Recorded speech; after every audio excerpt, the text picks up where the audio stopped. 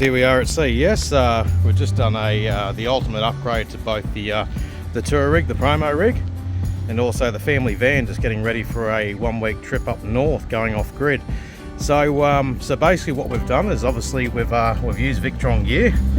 Excuse the mess in the truck. Victron gear to basically upgrade and fully automate our battery and charger system. So as you can see here in the back of the rig, we've got a lithium battery on the left hand side there, and I've just installed one of the Orion TR Smart 1230 DC chargers. Really easy addition to basically any kind of car setup or even a van setup. Really easy to install. There's 3 wires on the non-isolated DC version.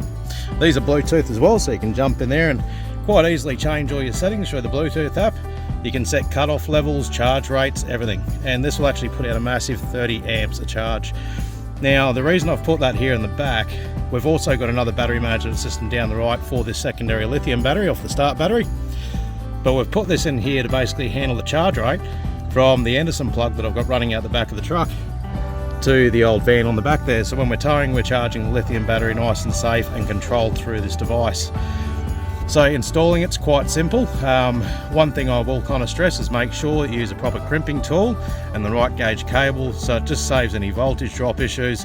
Not so much of a concern in a close setup like this, but also stops the cable from overheating or getting hot spots from an under gauge cable, and also connections. So proper terminals, proper crimping, make sure you do it right, especially if you're going off-road. A lot of corrugations and vibrations, so you don't want that failing out in the bush.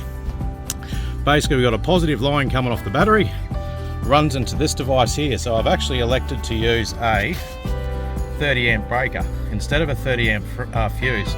So if there's some kind of issue with the wiring going down to the positive terminal, maybe rubs through somewhere, something happens, instead of blowing a fuse and having to carry around a big 30 amp fuse or a blade fuse, for example, it'll simply trip the breaker, and then I can identify the fault, and then once rectified, reset that breaker, and we're good to go again.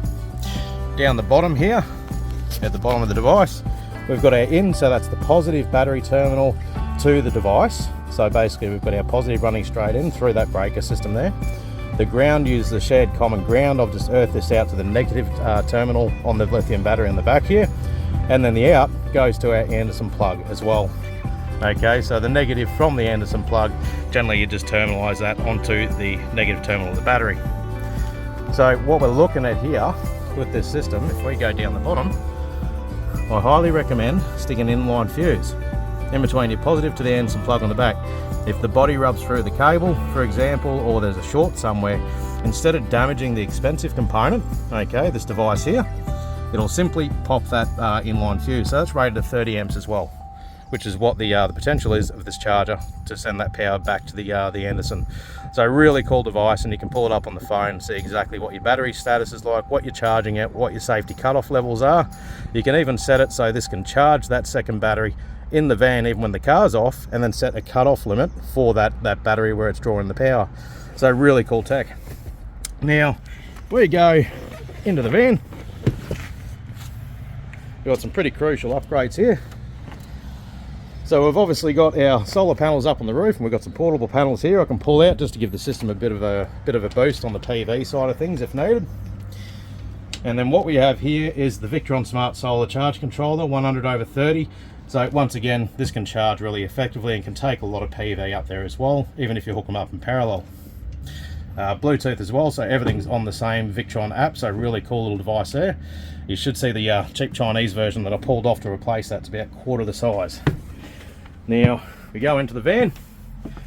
Over here we've got our battery monitor, which is hooked up to a Victron Smart Shunt on the battery itself. So this will tell you your voltage, you know, how long you've got for power at the current draw rate, the amps you're pulling as well through the system. Excuse my dirty hands, I've been working on the the bus all day. There's our voltage. And this will once again hook up to that Victron Bluetooth app, so you can sit around the fire and basically see exactly what's going on with the whole system. Now in here, if we start from the left, so this device here can charge at 25 amps. So it's as simple as plugging it into your input on the side here with your 240 volt style plug.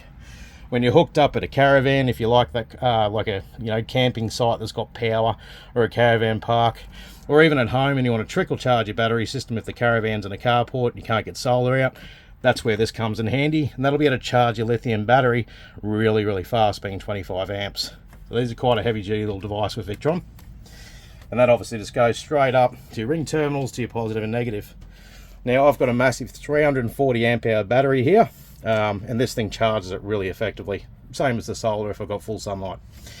On the top here we've got the Victron Smart Shunt, and this actually connects up to the back of the Victron battery monitor there, you can see. So it's a simple data comms cable that runs to that, and they give you a heap of cable down there, so you could run it right to the front of the van if you like.